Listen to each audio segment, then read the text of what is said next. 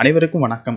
சற்றுமுன் வெளியான முக்கிய அறிவிப்பின்படி மத்திய அரசு ஊழியர்களுக்கான 8வது ஊதியக்குழு சம்பள உயர்வு குறித்து தற்போது முக்கியமான மகிழ்ச்சியான அறிவிப்பு ஒன்று வெளியாகியுள்ளது. இதை பத்தி விரிவாக நம்ம வீடியோல பார்க்க போறோம். வீடியோவை கடைசி வரைக்கும் முழுமையாக பாருங்க. வீடியோக்குள்ள போறதுக்கு முன்னாடி இந்த வீடியோக்கு ஒரு லைக் பட்டனை பிரஸ் பண்ணிக்கோங்க. வாங்க வீடியோக்குள்ள போகலாம். 8வது ஊதியக்குழுவின் பரிந்துரை விதிமுறைகளுக்கு மத்திய அரசு ஒப்புதல் அளித்து மத்திய அரசு ஊழியர்கள் மற்றும் ஓய்வூதியதாரர்களுக்கு பெரிய அளவிலான நிவாரணத்தை அளித்துள்ளது. புதிய ஊதியக்குழு ஊழியர்களின் சம்பளம், அலவன்சுகள் மற்றும் ஓய்வூதிய கட்டமைப்புகளை மதிப்பாய்வு செய்யும். மேலும் 7வது ஊதியக்குழுவின் பரிந்துரைகளை சில மாற்றங்களையும் பரிந்துரைக்கும். நாளுக்கு நாள் அதிகரிக்கும் பண வீக்கம் மற்றும் வாழ்க்கை செலவு ஊழியர்களின் உண்மையான வருமானத்தில் அழுத்தத்தை ஏற்படுத்தியுள்ளது. 8வது ஊதியக்குழு இந்த பிரச்சனையை நிவர்த்தி செய்து அரசு ஊழியர்களின் வாங்கும் சக்தியை வலுப்படுத்தும் என எதிர்பார்க்கப்படுகிறது. 8வது ஊதியக்குழுவின் அமலாக்கம் காரணமாக ஊழியர்களுக்கு பலவித நன்மைகள் நடக்கும் என்பதும் அவர்களது நிதி நிலைமை மேம்படும்.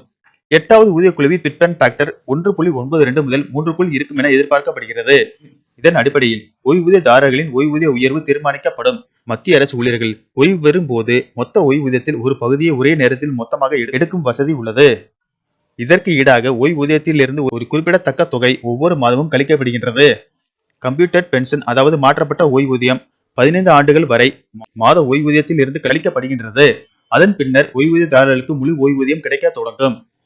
இந்த ஓய்வூதிய மீட்பு காலத்தை 15 ஆண்டுகளில் இருந்து 12 ஆண்டுகளாக குறைக்க வேண்டும் என கோரிக்கை உள்ளது. தற்போதுள்ள விதிகளின்படி 80 வயதிற்கு பிறகு ஓய்வூதியதாரர்களுக்கு கூடுதல் ஓய்வூதியம் அளிக்கப்படுகிறது. கூடுதல் ஓய்வூதியம் தொடங்கும் வயதை 65ஆக குறைக்க வேண்டும் என்றும் 5 ஆண்டுகளுக்கு ஒருமுறை ஓய்வூதியத்தை அதிகரிக்க வேண்டும் என்றும் மத்திய அரசிடம் பரிந்துரைக்கப்பட்டுள்ளது. மத்திய அரசுக்கு சுகாதார திட்டத்திலும் பலவித மாற்றங்கள் பரிந்துரைக்கப்பட்டுள்ளன.